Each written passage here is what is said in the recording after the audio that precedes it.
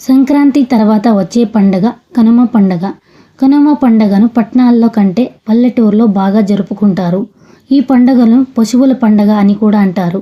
ఈ రోజున మనకి అన్నం పెట్టే భూమికి గోవులను ఎడ్ల బండకు చేస్తారు. అయితే సంక్రాంతి తర్వాత వచ్చే కనుమ పండగ నాడు పాటించాల్సిన నియమాలు కొన్ని ఉన్నాయి. కనుమ రోజు ఈ పనులు చేస్తే మీ కష్టాలన్నీ తీరిపోతాయి. మీ ఇంట్లో ధనధాన్యాలకు లోటు లేకుండా ఉంటుంది. అలాగే మీ ఇంట్లో ధన ప్రవాహం విపరీతంగా పెరుగుతుంది. కనుమ రోజు ఆరెంజ్ కలర్ దుస్తులను ధరిస్తే మంచిది. ఈ రంగు దుస్తులను ధరిస్తే సుఖ సంతోషాలు అష్టైశ్వర్యాలతో ప్రాప్తి అయిన జ్యోతిష్య శాస్త్రం చెబుతుంది. ఈ కనుమ పండగ రోజున రైతులకు వ్యవసాయంలో సహకరించే పశువులను పూజించడం ఆచారంగా పాటిస్తారు. మన పెద్దలు కనుమ నాడు ఈ నామంతో వాడతారు. కనుమ నాడు గారెలతో లేకపోతే యముడు మినప కొరకాలి, లేకపోతే యముడు ఇనుప కొరికిస్తాడు అంటారు. అంటే కనుమ పండుగ రోజు మినపలతో గారెలు చేసుకుని తినాలి, లేకపోతే యముడు యమలోకంలో శిక్షగా ఇనుప కొరికిస్తాడు అని అర్థం. అందువల్ల కనుమ పండుగ రోజు మినప గారెలను చేస్తారు. కాబట్టి కనుమ పండుగ నాడు ప్రతి ఒక్కరూ ఖచ్చితంగా మినపలతో చేసిన గారెలు తినాలి అని పెద్దలు చెబుతున్నారు. కనుమ పండుగ రోజున ప్రయాణాలు చేయడం అరిష్టంగా భావిస్తారు. సంక్రాంతి అంటే 3 రోజుల పండగ. ఇల్లంతా బంధువులతో కలకల్లాడే సమయంలో 3 రోజు ఎవరి కళ్ళ వాళ్ళకి ప్రయాణం చేయడం వల్ల ఆనందాన్ని మిస్ అవుతారని ఉద్దేశంతో కూడా కనుమ రోజున ప్రయాణం చేయరాదని చెబుతున్నారు. అందుకే కనుమ రోజు కాకి కూడా కదలదు అనే సామెత ఉంది.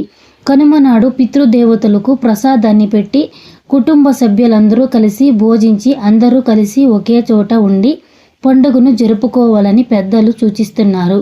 ఖచ్చితంగా కనుమ నాడు గారెలు మాంసంతో పెద్దలకు నైవేద్యం పెట్టాలి. కనుమ పండుగ నాడు మీరు మీ పెద్దలను పూజిస్తే మీ పితృదేవతల ఆశీర్వాదం లభిస్తుంది. అలాగే మీ జీవితంలో ఉన్న సమస్యలన్నీ తీరిపోతాయి. కనుమ పండుగ అంటేనే పశువుల పండుగ. అయితే కనుమ పండుగ నాడు గోమాతకు ఏ ఆహారం తినిపిస్తే ఎటువంటి ఫలితం కలుగుతుందో తెలుసుకుందాం.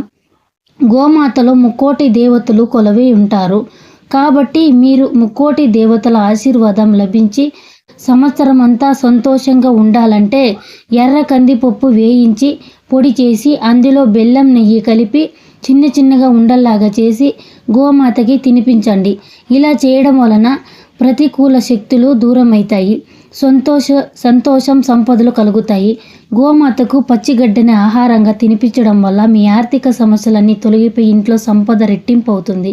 గోమాతకు కొంచెం నీటిలో కలిపి బియ్యం పిండిని తినిపిస్తే ఇంట్లో ధన ప్రవాహం పెరుగుతుంది. గోమాతకి నానబెట్టిన శనగలు తినిపిస్తే మీ జీవితంలో ప్రశాంతత లభిస్తుంది. అలాగే ఎవరైనా శత్రువులు ఉంటే గోమాతకు దోసకాయలు ఆహారంగా పెట్టండి. దీని వలన శత్రు నివారణ జరుగుతుంది. బాగా అప్పులు ఉన్నవారు నానబెట్టిన కందులను గోమాతకు తినిపించడం వల్ల రుణముక్తి పొందుతారు అని పెద్దలు చెబుతున్నారు. అలాగే పిల్లలు విద్యారంగంలో ఎదగాలని కోరుకునే తల్లిదండ్రులు గోమాతకు నానబెట్టిన పొట్టు పెసరపప్పును తినిపించాల్సి ఉంటుంది. గోమాతకు బెల్లం రొట్టెతో చేసిన ఆహారం పెడితే ఎంతో మంచిది. అలాగే ఎటువంటి పనులు అయినా నెరవేరకుండా పెండింగ్లో ఉంటాయి అంటే ఆ పనులు నెరవేరుతాయి. సంతోషాన్ని కోరుకునేవారు గోమాత బెల్లం తినిపించాలి. ఈ విధంగా చేయడం వల్ల మీకు పుణ్యం లభిస్తుంది. అంతేకాకుండా ఐశ్వర్యాలు పొందడం పాటు సుఖ సంతోషాలు ఆరోగ్యాలతో ఉంటారని పండితులు చెబుతున్నారు.